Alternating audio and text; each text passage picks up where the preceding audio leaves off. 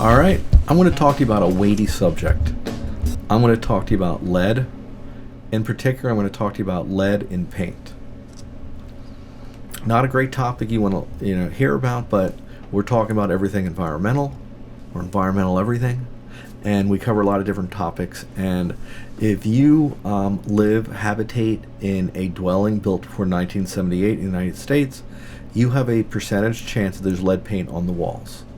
And I want to talk to you about why it's there, how you can be aware of it, how you can manage it, how you can not be afraid of it. So let's talk about why would lead paint be there. Well, the Consumer Product Safety Commission banned lead in paint in 1978. Some states did it earlier, but I'm just going to go nationally because this is a broad podcast and you could be in any number of states in the country or elsewhere. And unfortunately, I can't really talk about other countries because I don't know all the regulations there. Okay, so lead paint was banned in '78. Odds are you could have lead on some sort of surface on the paint, but lead was also added to varnish. Okay, and you're like, man, why would they put lead in paint or in varnish? Well, the Romans used it. Okay, there's a debate that lead led to the compromise of the Roman Empire. I'm not going to go there. I will tell you that if you put lead in paint, a number of things happen. It resists moisture. It withstands decomposition. It hardens faster, so it's faster in drying. It's more durable. So if you want to paint something and not have to do it again, you want it to be durable. And when you get wet, I want it to be moisture resistant. Man, I might want to put a second coat on. I don't want to wait and paint the next day. I'm still all painty. You want it to dry fast. That's pretty good. And when they put lead in varnish, the same thing would occur. The varnish would dry faster. So it had these properties to it that was really wonderful.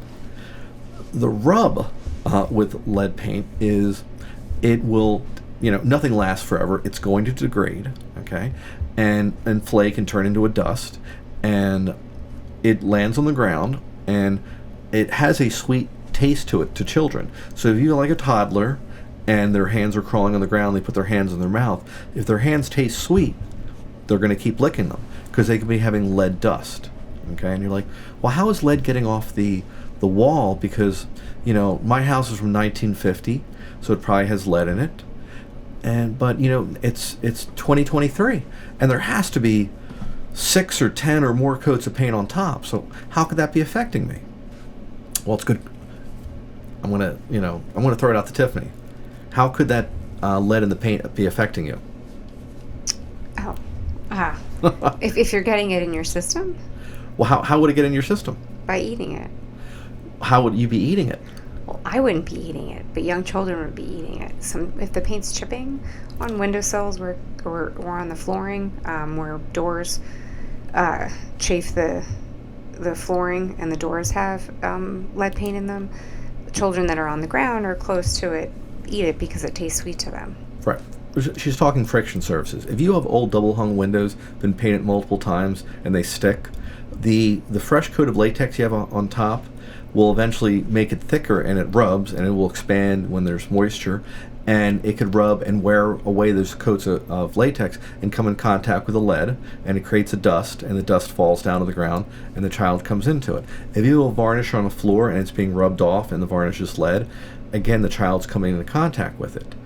I guarantee everyone here listening has a door somewhere in their house that sticks. And it could be a closet door, it could be a basement door, bedroom door, whatever. Probably not the bathroom door because you use it so much. That rubbing is a friction surface, and if it's painted, again, paint can chip, and the dust falls to the ground. On windowsills, it's painted and has latex on it, but 10 coats underneath there's some lead on there. You leave the window open, it gets wet, it starts delaminating, it starts coming off, and there's a paint chip. Kid takes that, puts it in their mouth, it tastes sweet. So I'm like, that's how they kind of ingest it. You're really not going to be inhaling it, because if you took a handful of lead dust and threw it in the air, or lead paint, it's going to drop to the ground. All right. If you do the same thing with some friable asbestos, it would stay airborne for days. So the whole idea, because lead is heavier, it will drop to the ground. So you're not really going to be breathing it in. You would breathe in asbestos. It's really the consumption of the lead paint that you're going to be doing. All right. So how do you think you manage lead paint in your house? Are you asking me? I'm asking you. Okay. Well, be it that my house was built in the 1950s, we painted all the windowsills.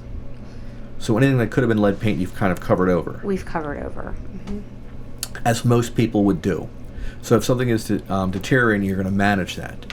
You're also going to manage where paint can become damaged, because when lead paint becomes accessible, okay, and they say in deteriorated paint, okay, but I also consider damaged paint. I have door stops behind my doors. If I didn't, the doorknob would hit the wall, and the plaster would become damaged, and any paint on there would be exposed, and you would come in contact with that. All right. I have a set of stairs, and I have risers on the stairs, and those stairs were painted. I know there's lead paint on them.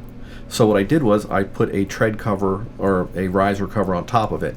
I had the floors, the wood, the steps themselves actually sanded because they were wood, and they were stained, and they put this like faux wood cover on the riser to cover up so I'm not coming into contact with it.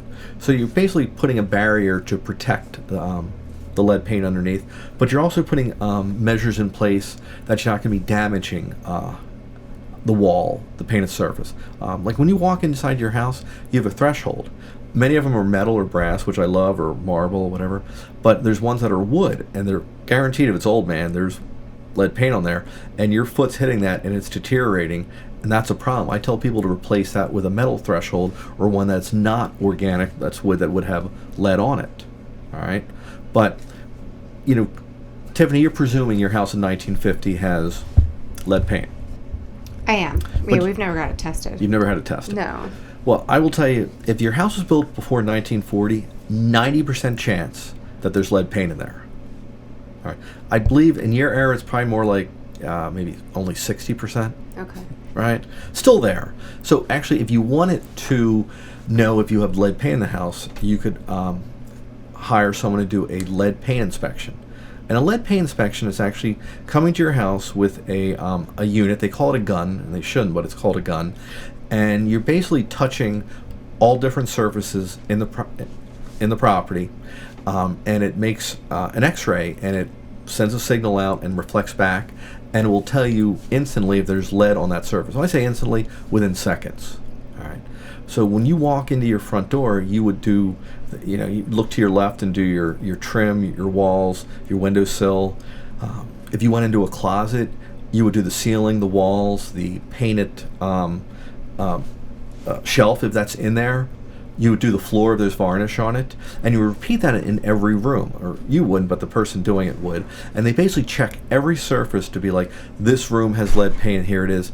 So you actually can pay to have someone come in to do it. It does take time. They have to label all the rooms, hit all the surfaces. A typical home, you know, when I say typical, expect someone's going to have hundreds of test results, okay, which again are stored in this unit, this handheld unit.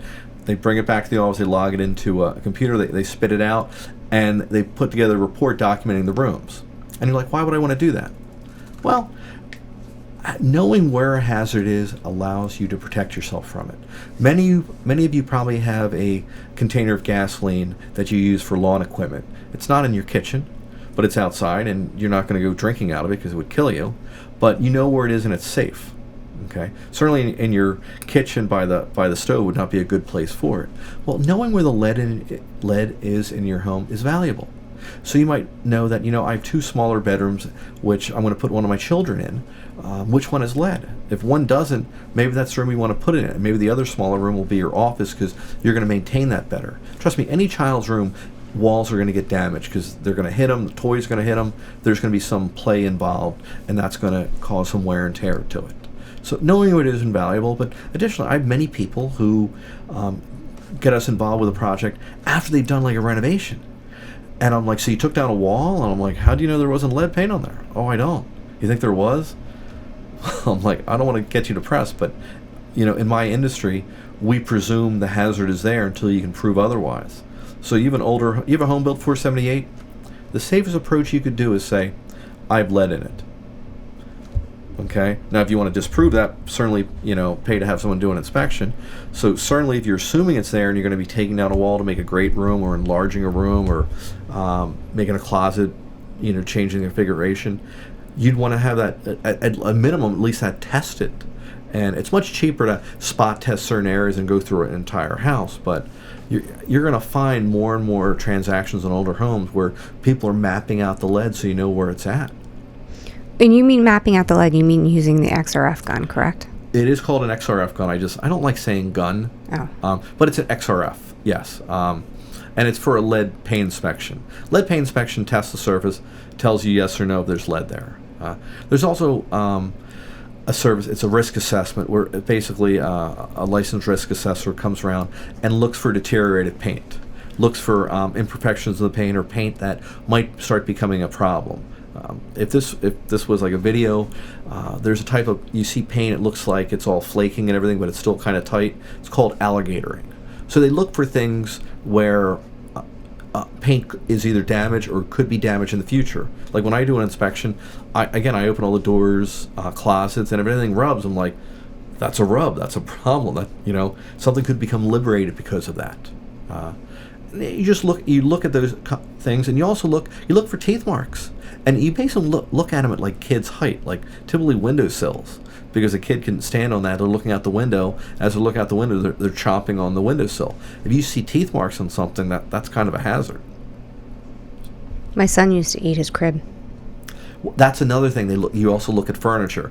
The issue with furniture is people, it gets moved out of space, but it's better to actually have some lead on like a hand-me-down crib from like your great-great-grandmother, because you can always get rid of it. Right. And the odds are your kid's head's not going to fit between the bars because they're much larger back then. True. Yeah, smaller ones. A rabbit would have a hard time getting through them. Right. Yeah. So what you have to understand with lead paint is it was a green building product. It was durable, dry. It had everything you'd want in a paint. Okay. Again, were they aware that it was bad for you? I'm not going to say yes or no, but I'll tell you, a lot of other countries banned it long before we did. All right. So it's a green building product of its day, and if you don't want it, it's a matter before you buy a house.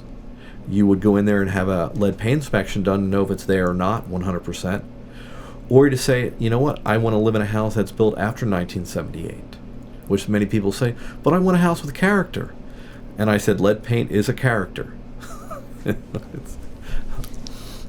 I thought that was funny. It is funny. I think it is funny. Well, if you didn't, there's only two of us, so if one of us isn't laughing, it really isn't all that great. I will tell you, my house was from 1930.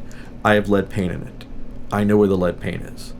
I would have to lick a wall for an hour to come in contact with it. That's gross. I know, but I'm not going to do it. Okay? That's good. I'm going to be drinking wine. Okay? But that's not going to occur. All right? But I know where it is. If I'm going to do renovation, I know where it is, so I know how to manage it, not just for myself, but for the workers involved. Because I don't want to get it airborne. I don't want to get anyone to be exposed to it. Because our bodies really don't process lead. It's not in a multivitamin. It screws you up. It goes from your blood into your organs and moves around.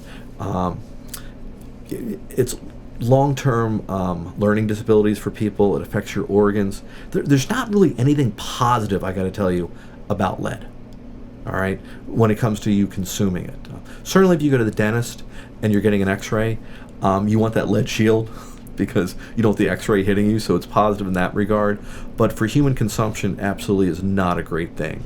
But you have to be aware that it's part of the building products in the United States, and you're going to have it. You shouldn't be entirely afraid of it. All right, you should just understand how to manage it and control your exposure pathway to it. How was that? That was great. Yeah, it's good information on lead, especially if you have young children.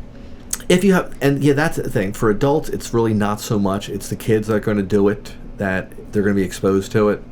And quite frankly, Congress passed Title X in the 90s that basically said that an owner has to do a disclosure when they're selling a property if they know there's lead paint there.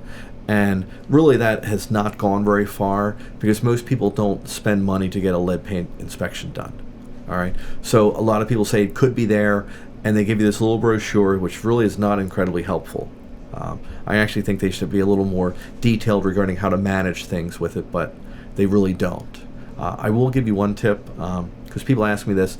They see those little paint test kits where you can rub it on a surface. The issue with those is the lead paint could be so many layers deep, you're not going to know. That's never going to come in contact with that.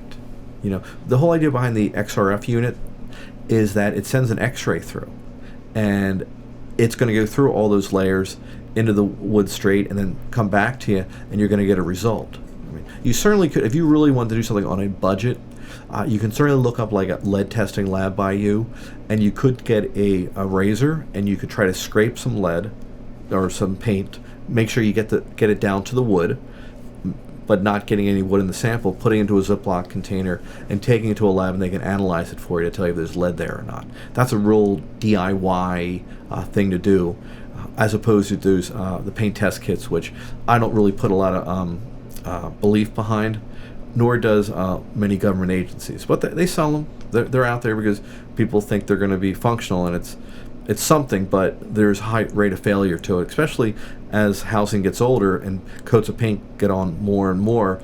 It's hard to get through everything. It's kind of like buying a do-it-yourself mold test. That is completely, which we will do that on another podcast. Okay. All right. Think we're done with this weighty subject? I think so. All right. That was funny. Yeah. All right. Take the weight off your shoulders. Turn us off.